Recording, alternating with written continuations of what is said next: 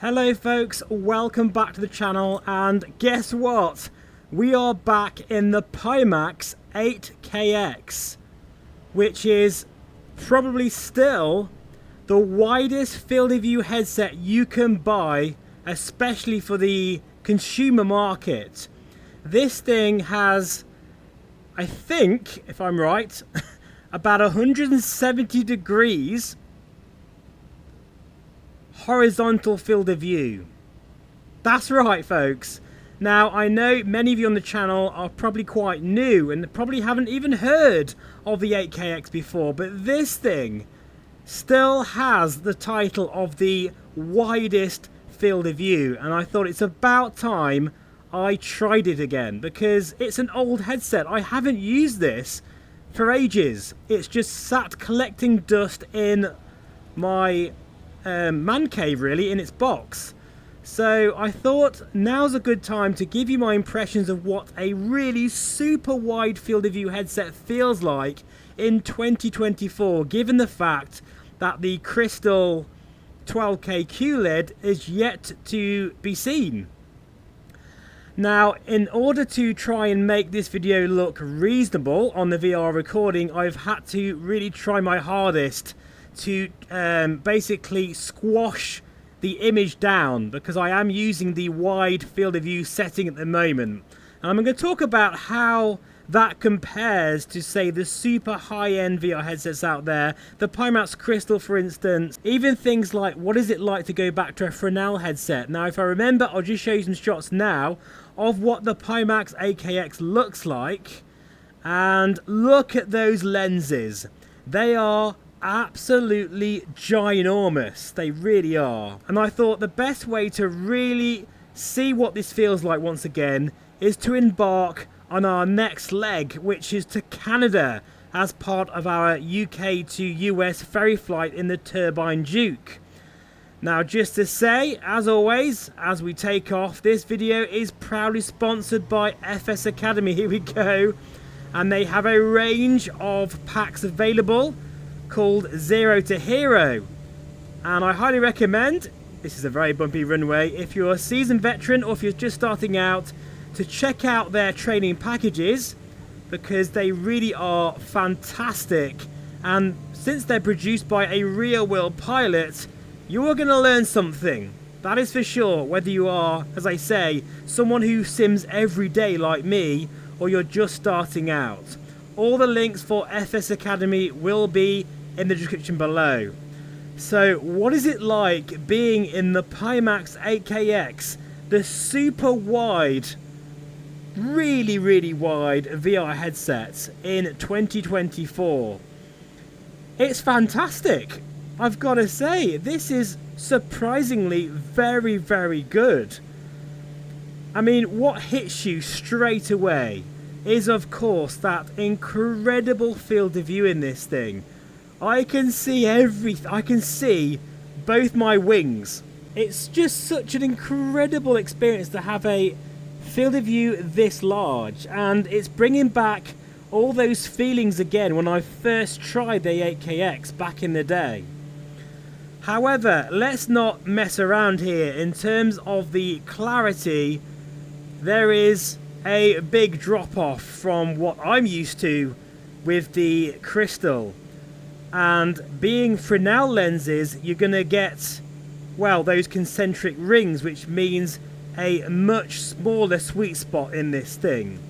Although I remember saying in my review video many years ago that the vertical sweet spot in this thing is actually pretty good. But don't get me wrong, folks. This is nowhere near what you're going to get with aspheric lenses or pancake lenses. But it's one of those things, once you're in the sweet spot, the edge-to-edge clarity isn't like, it's not as tiny as, say, the Reverb G2. It's better than the G2. And probably even better. Yeah, maybe not quite as good as the Big Screen Beyond, actually. I think the sweet spot in that is still a bit better than this. But it's not by a huge amount. But wow.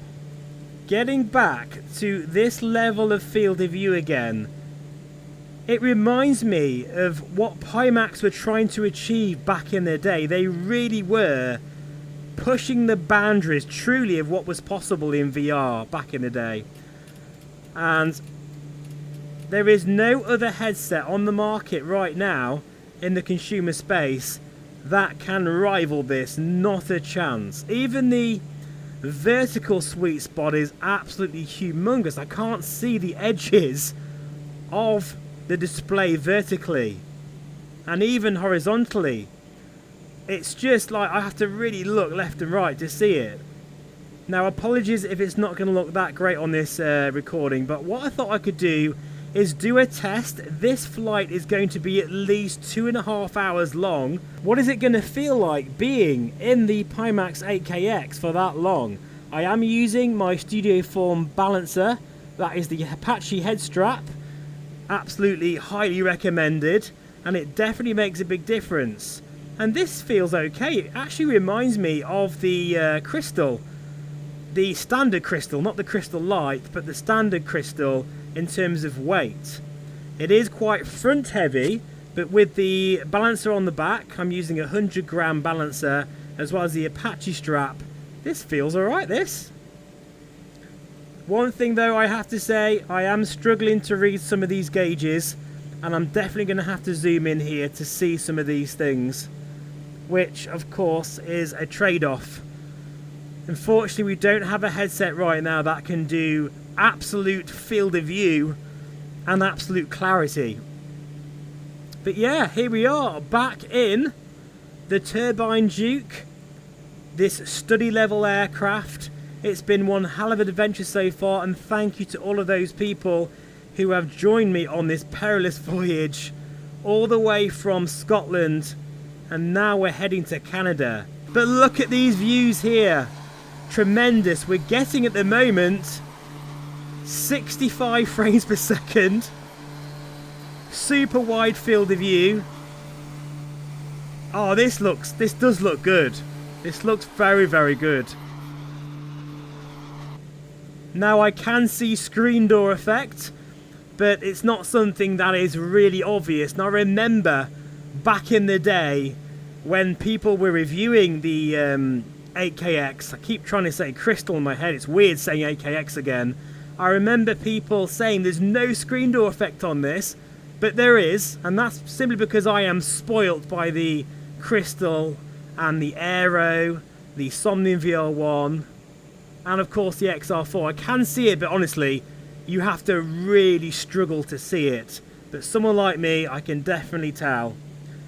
So at the moment we're getting a low voltage warning, which is a little bit of a worry, but hopefully we'll be okay. Now, in order to set my cabin altitude correctly, I am struggling to read that. That is, yeah, even zoomed in, I might have to super sample this headset a little bit. And with a 4090, with MSFS, you don't need parallel reprojections, which is something that really plagued the 8KX for many years. What that means is basically in order to render the crazy amount of horizontal field of view, MSFS needed a thing called parallel reprojections, and that really did tank performance. Now, we don't need that anymore. Unfortunately, I think you still need it for X-Plane, but it does mean performance is pretty damn good using Pimax XR. So, if you're wondering, I'm using my force feedback yoke, which I've got a review on the channel, the CLS60, and of course my Doppler LT motion rig. And as you can see, I'm all trimmed out really nicely, on course. Now, if you've noticed, I am using my force feedback yoke. Of course, you know, this is now part of my sim rig. It's very hard to go back. So anyway, this is the first 20 odd minutes of this particular leg. I will check back in with you once we're at cruise altitude in the Pimax 8KX. A blast from the past, but in no means it's, you know, not disappointing at all, especially with that wide field of view. It is quite something. Right, I'll see you a bit further up the road. Right then, so welcome back. We're currently about 1.5 hours away. We've got a really nice tailwind of 40 knots. And I've been messing around with the 8KX, which is probably a bad idea because it may crash this in, but we're all good. I'm running a Stormforce computer, so fingers crossed everything will be fine. But I've just changed the field of view again, just to give you a bit of a better image. You probably won't tell because I'll have tried to squash the field of view in from the first part of the video, but now I'm just running normal field of view setting, which I think, in fact I'm not sure what the field of view is, so I'll just put on the screen now what I'm seeing. I think it's around 130 degrees, but I might be wrong. And it's still mightily impressive, this. And there's a few things that I want to sort of go back to with the 8KX now that I'm, you know, more of an experienced VR user and I've used many different headsets. So the first thing is, there is distortion in the 8KX, but, you know, over the years it has got better, and it's a different type of distortion than you'd find with the spheric lenses. Best way I can describe it is a little bit of a fisheye effect because of that wide field of view. Although, to be honest, it's one of those things that once you dial it in, and that includes getting the right IPD setting, it will help. Now, the weird thing about the 8KX is not necessarily the IPD will match the headset. So in my case it's 65. I actually find setting the 8KX at 61 makes the image much better for me. It was something that did plague the 8KX, and many owners sort of found it quite difficult to dial in that correct IPD. It's a funny headset, this, the 8KX, but you know what? I love it because it's a bit bizarre. It's a bit like a Bugatti Veyron or something. It's just a hyper VR headset. And at the time, and even now, it still really has one massive selling point, and that is that wide field of view.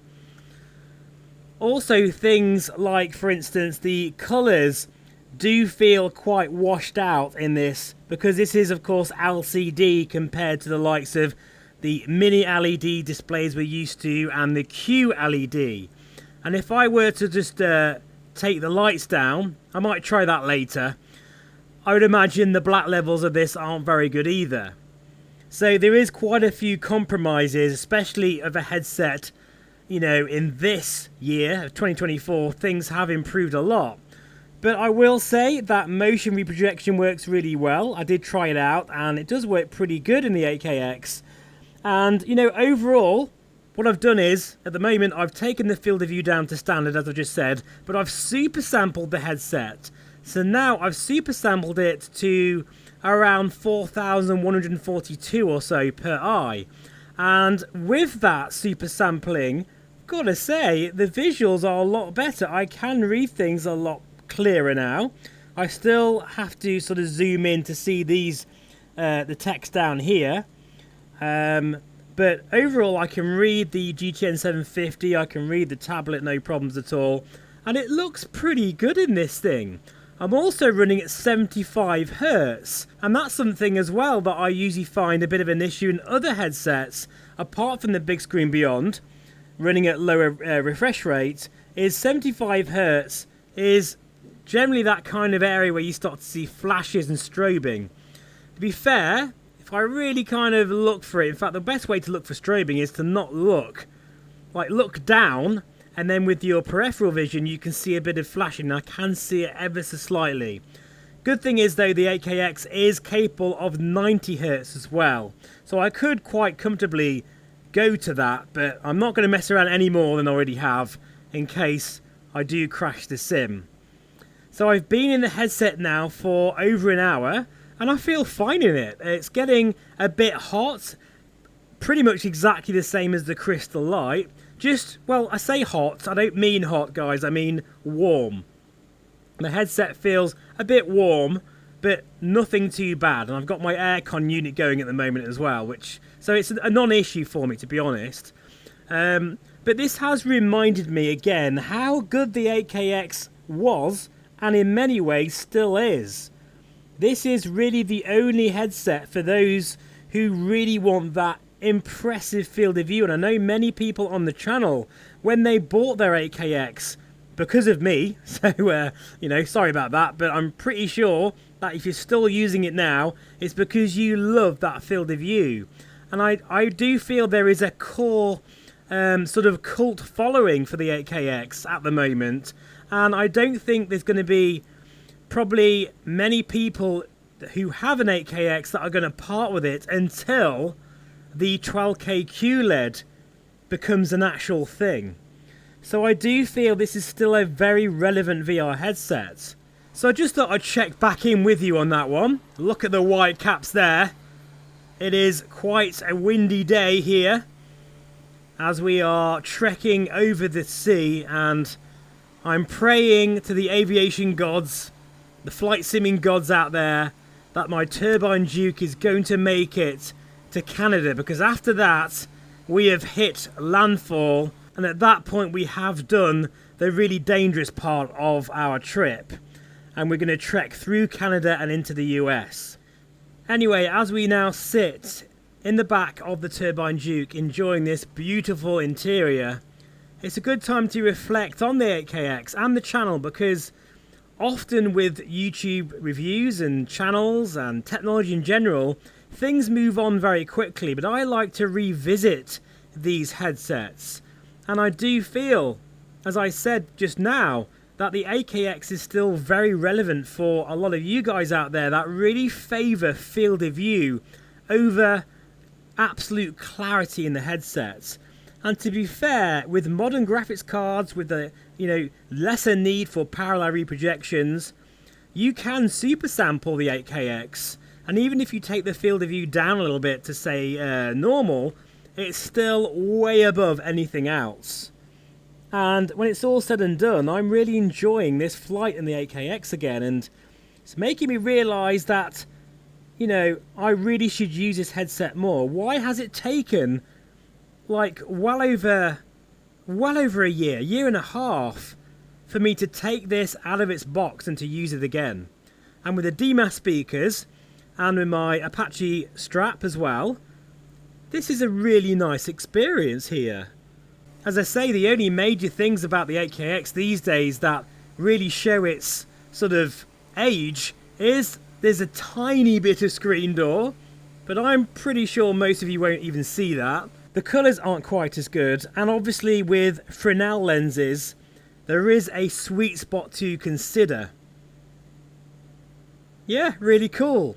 Anyway, that's all I'm going to say for now. Next time you see me, it will be at least an hour down the road.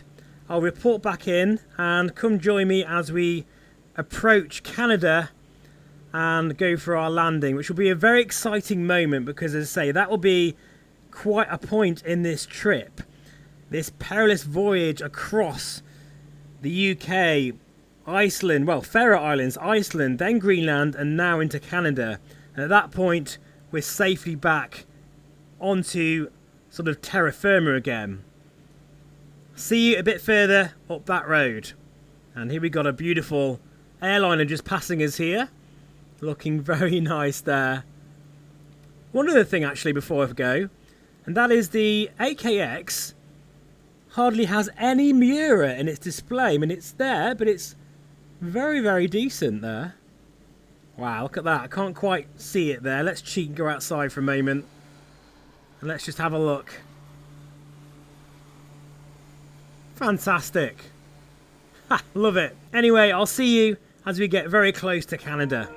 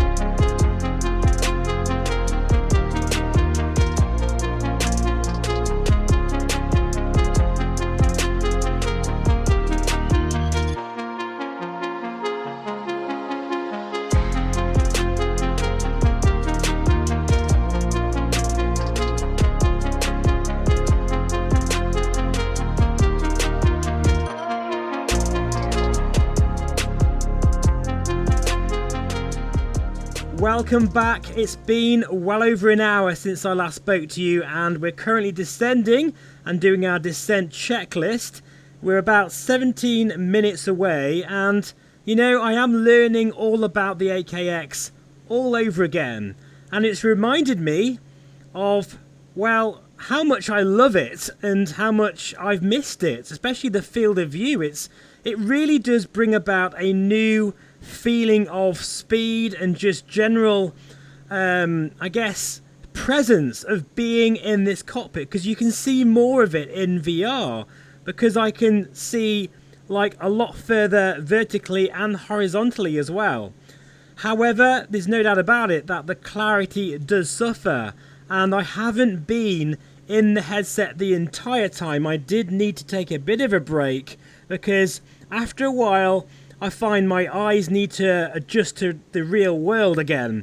And that's kind of what it used to be like in the old days with the Oculus CV1, then the Rift S and the Riva G1, G2. Because of that small sweet spot, after a while you kind of you get more aware of the blurriness of VR. So you just need to kind of take the headset up a little bit for a minute, just look at something, say, far away, which you should do anyway really, and then back in the headset again, and I'm all good to go for another half an hour. That's something I don't need to do with the latest crop of high-resolution headsets with pancake and aspheric lenses, because it's much nicer on your eyes. But apart from that, it's been a very enjoyable experience. And there is Canada. I can see land. That's very exciting. I remember I used to say that for DCS World, the 8KX is one of the best headsets you can get. And I'd imagine for combat flying, I totally get why you would favour field of view over absolute clarity, like I've been saying. Anyway, as we descend down, we're just doing our descent checklist. So cabin altitude has been set, it's 45 feet, because we are flying to Hopedale, which is a very small strip, but hopefully the Turbine Duke can get into that. That's one great thing about this aircraft. You can be in the flight levels, but also get into smaller strips. Oil doors are closed. Ice deflectors, as required, they're going to be open for this approach, because it is very, very cold, and I imagine there's going to be some ice around. So we'll get the inertial separator going. Power levers set to reduce. That's all good. Engine performance, monitor and ice protection as required. You know, the funny thing about the Turbine Duke, in the real world, this is basically exactly the same as a real world Duke, but living inside your computer, is the temperatures and pressures are here. You can't really see them very well. You can see all the T's and P's are behind the throttle quadrant, which is quite strange. We've got a cabin differential pressure warning, which I'm not too concerned about. That should go off soon. And we've still got a low voltage warning as well. As you can see here, we're going straight into this airfield here, which is Charlie Yankee Hotel Oscar. And we are about to set foot on Canadian soil. Very exciting stuff. Let's just get going with our vertical speed here, because I want to make sure that we are low down and ready for our approach. In many ways, this is a really good test for the 8KX, because this is a long flight. I need to look at tiny gauges, tiny text, and you know, I am missing, there's no doubt about it, I am missing the crystal. I probably wouldn't normally do a flight like this in the 8KX, but I think for sightseeing trips and for combat flying, this is still a very good headset for that. But, you know, the colours are quite washed out. Oh, cabin differential pressure has now been resolved, that's good. You know, the washed out colours, the lack of clarity, the Fresnel lenses, the small sweet spot, which for Fresnel lenses is quite good, don't get me wrong, it is good. But competing against aspheric lenses and pancake lenses, it doesn't really stand a chance. But you know what, I'm not that disappointed with this experience, and in many ways I am quite impressed, especially with just the field of view in this thing is so good. That's its party piece. That's the way this headset pushes boundaries, and it still, to this day, hasn't really been beaten.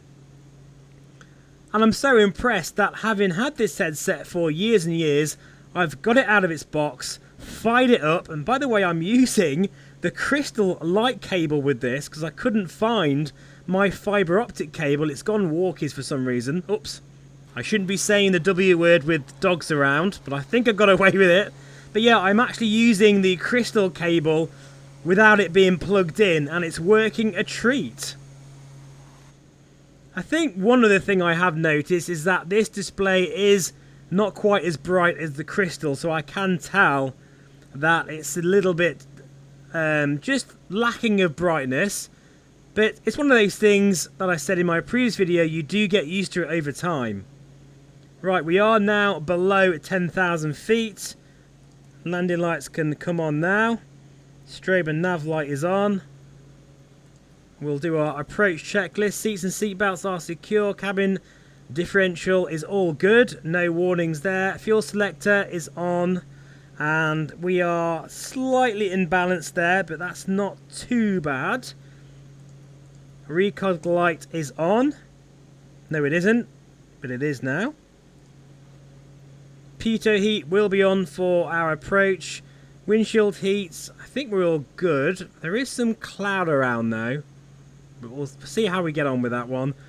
Prop heat not needed. Cabin temp and mode now to the off position. Ignitions to auto. Isoflexes are on. Flap set to approach. Okay, all good.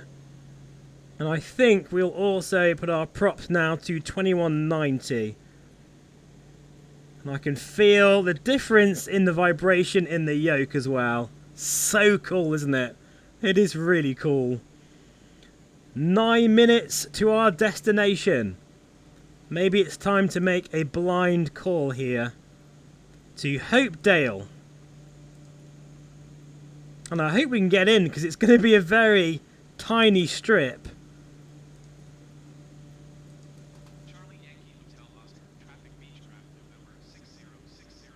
Look at this, looks great to see land again. We've still got a low voltage warning, so we're going to have to get that checked out when we land. Make sure our CO detector is still working. That's all modelled as well. Yeah, that's fine. And prepare for landing, folks. We're coming in. So let me know, guys. I'm guessing this video isn't going to get much interest because it's an old headset now. But you know what? As I've said before, this does something that no other headset can do. And that is that, well, 200 degrees diagonal field of view. And around 170 or so horizontal. And it makes a difference. Make no mistake, it does make a difference. I do wonder what the 12K QLED is going to be like. But at the moment, well, it's going to need something like at least a 5090 or a 6090 even to kind of push those pixels.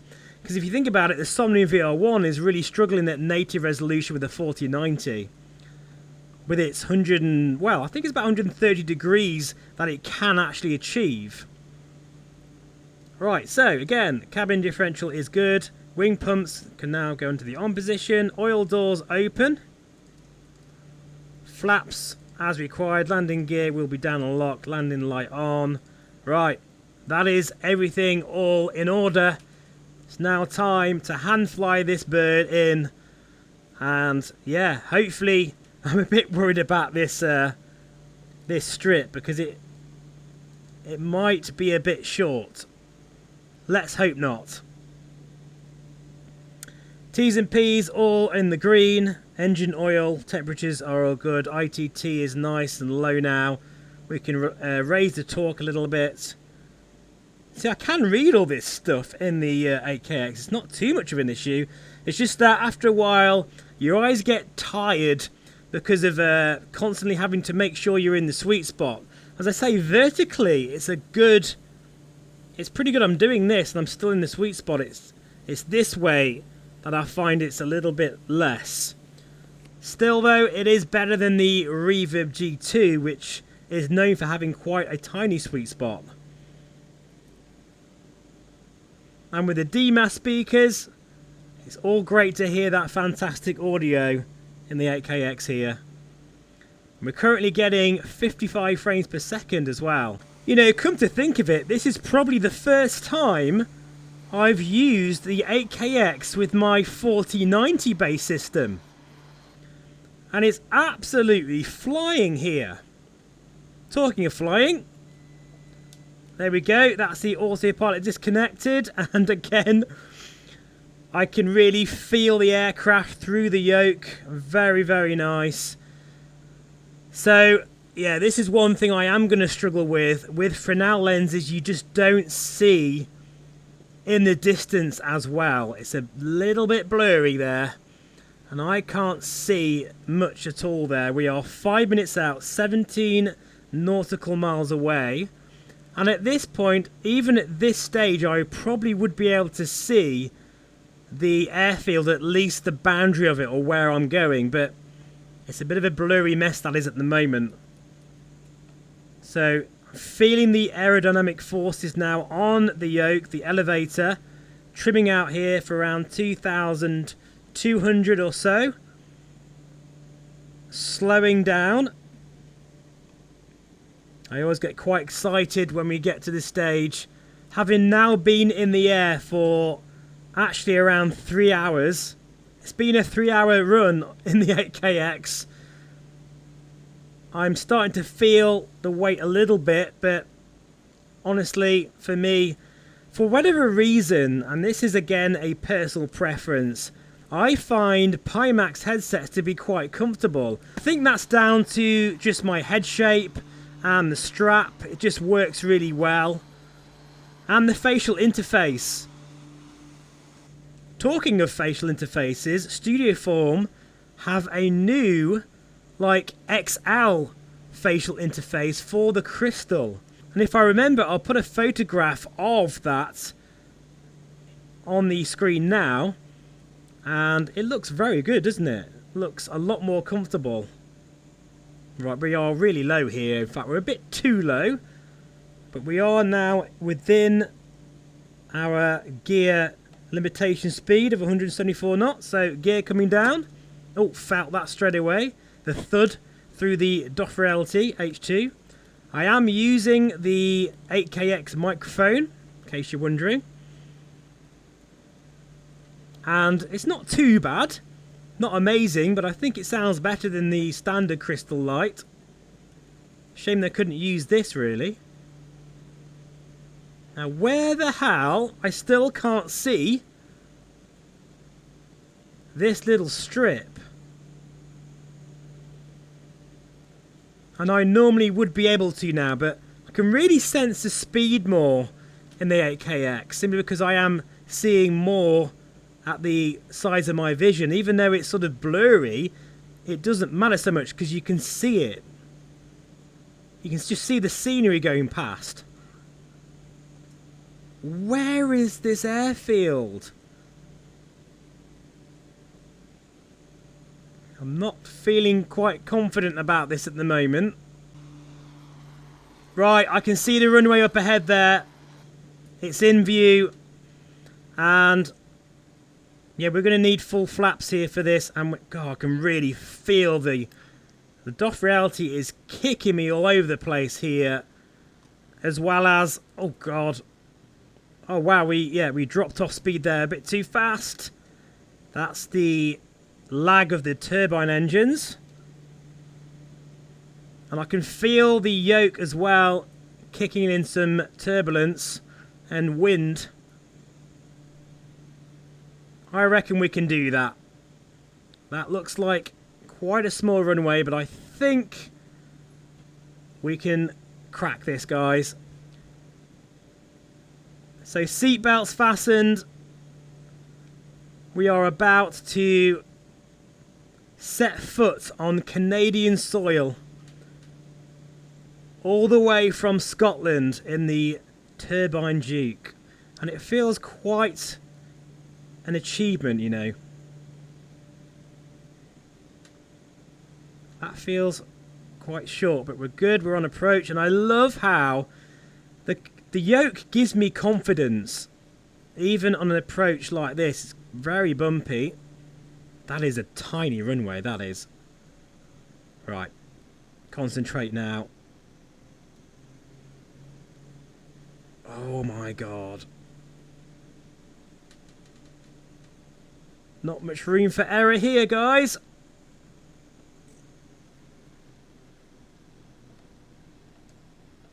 Come on, get her on the deck. Floating a bit here. Oh, that was firm.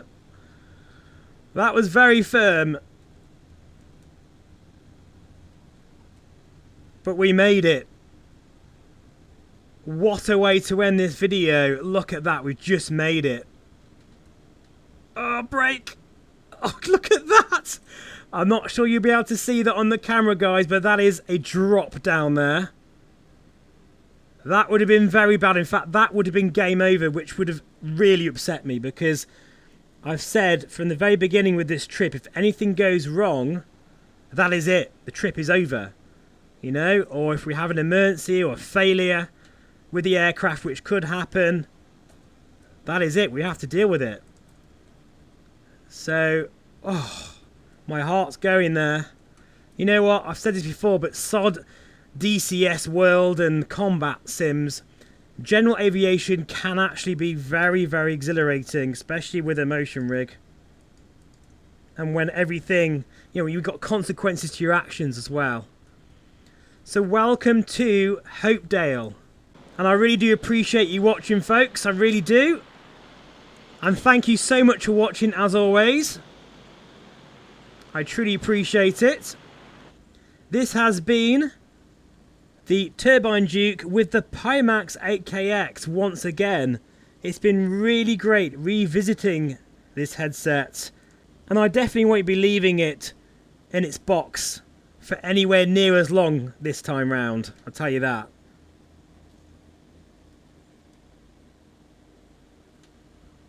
Wow. Fantastic. And the cabin temperature is, for some reason, it's very, very high. So let's just get some air in here. Listen to that. Wow.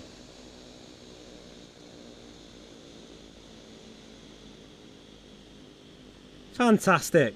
Thanks for watching, and I'll see you again for the next video. And if you really enjoyed this series so far, please do give it a thumbs up, and let me know in the comments below what VR headset would you like me to showcase for our next leg across Canada. But until then, thank you so much for watching, take care, and bye for now.